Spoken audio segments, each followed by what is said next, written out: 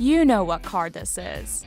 Everybody remembers the Hummer, even though it's been gone for 10 years now. Its tough look and military background made it instantly cool, and everyone from Mike Tyson to Britney Spears was driving one. Hummers were seemingly everywhere in the early 2000s. But in 2010, all manufacturing and sales came to a halt. So what happened? Hummer's story begins with the US military. The military used the Jeep as its go-to vehicle during the World Wars and through the Vietnam War. But around the 80s, it started looking for something more heavy-duty. The Jeep didn't have a lot of power. The Jeep couldn't pull a lot of stuff. It couldn't carry a lot of people. It had no armor.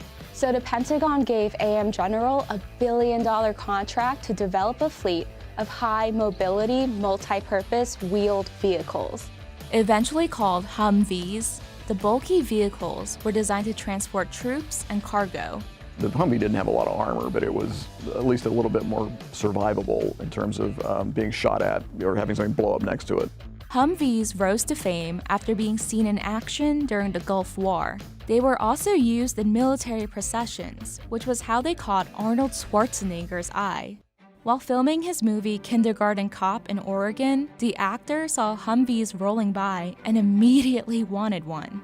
In a 1991 Rolling Stone interview, Schwarzenegger said they reminded him of his younger days when he drove tanks while serving in the Austrian army. So, he contacted AM General to try to get his hands on one. When he was turned down, the star pushed for a civilian version to be made, and AM General listened.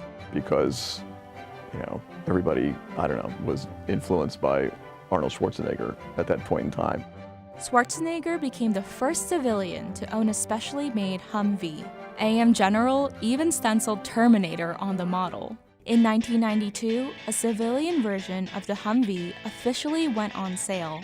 Named the Hummer, the boxy vehicle cost up to $100,000. It was ridiculous to be rolling around in that thing on the public roads. I mean, the wheels were too high off the ground.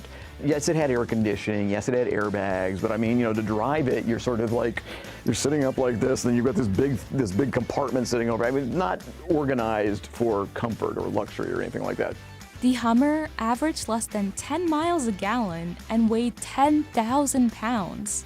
It was so heavy that owning one meant you could claim a farm equipment tax credit with the IRS.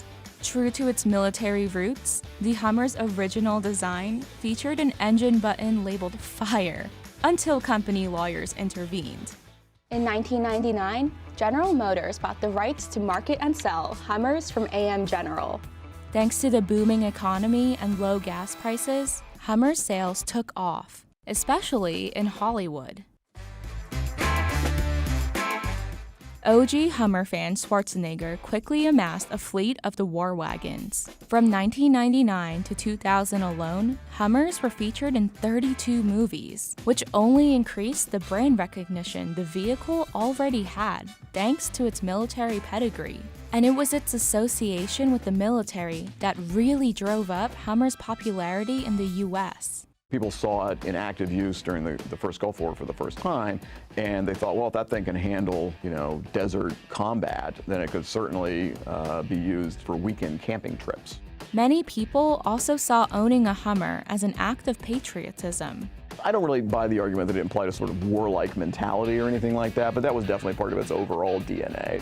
While the first Hummer model was basically a carbon copy of its bulky military predecessor, the second model featured a slightly sleeker design and cost about $50,000. Named the H2, it quickly became Hummer's top-selling model, and was followed by the H3, which was further scaled down in size and price to appeal to more consumers. Hummer's overall sales peaked in 2006 with a little over 70,000 units sold. So that's pretty good.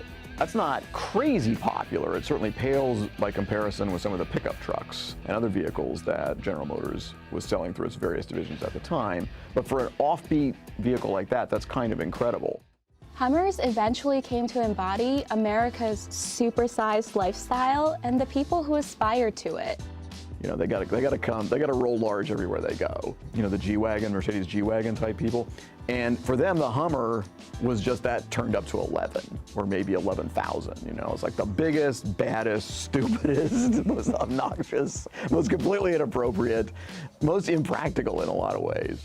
But while Hummer's in-your-face quality initially drew consumers in, it soon led to its downfall. Hummers became a symbol of wasteful consumption. People just saw it as a symbol of everything that was wrong with Detroit, everything that was wrong with our American attitude about cars, everything was wrong with patriotism, everything was wrong with like the militarization of American society, everything that was wrong about the way we treat the planet. Hummer owners found themselves fending off critics and protesters who saw Hummers as pollution machines. Some owners reported finding their Hummers keyed, and others said they got dirty looks in parking lots. Eco-vandals took things even further, breaking windows and slashing tires. Throughout 2003, protesters set fire to Hummers at a number of dealerships in Los Angeles. And ironically, while one war helped make Hummers popular, another would bring it down. The war in Iraq shot up gas prices, which made owning a Hummer seem even more impractical. Then, in 2007, the financial recession hit, and Hummer's parent brand, General Motors, was in big trouble. So General Motors, prior to the financial crisis, had become a big mess. It had too many brands, it had stopped making money. In 2009, General Motors filed for bankruptcy and discontinued a number of its brands. At that point, they had a bunch of brands, much more than they have now. And each of those brands needs marketing support. Each of those brands needs manufacturing support. Each of those brands needs research and development. So they had to look at what they had and they said, well, you know, Hummer is kind of a marginal brand. In 2010, GM attempted to sell the Hummer brand to Tenzong, a Chinese manufacturer, but the deal fell through, and GM shut down all manufacturing and sales of Hummer, effectively ending the life of its once beloved brand. Today, Hummers are seen more as relics of a bygone era. New models haven't been manufactured in nearly a decade. But should General Motors bring Hummer back? So Americans like big cars. They've always liked big cars. They're always going to like big cars. People in Detroit at the time, because of how dire the situation got around the financial crisis, were completely freaked out about their futures, and they forgot this. But since 2013, the market for big SUVs and large pickup trucks has made a robust recovery. And in response to consumer demand, luxury car brands like Rolls-Royce to Lamborghini to Aston Martin have all released SUVs. Pretty soon we're going to have a Ferrari SUV. So for Hummer to come back as kind of a really rough and tumble luxury platform would probably be a halfway decent idea. General Motors is also looking to expand its presence in the electric vehicle market, and there's been talk that it might be considering resurrecting Hummer to do just that. The business case for it is strong because it's an iconic brand, everybody already knows about it.